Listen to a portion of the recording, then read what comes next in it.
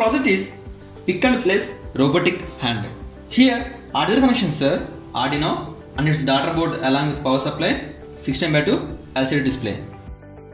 MEM sensor ADXL345 connected to Arduino analog pin.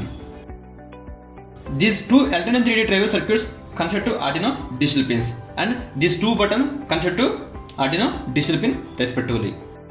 We are using two alternate 3D driver circuits, one for these two motors and second one is robotic hand to move the clock and anti-clockwise direction. Here robotic hand structure look like this. It can pick object and move up and down direction, and also rotating in clock and anti-clockwise direction.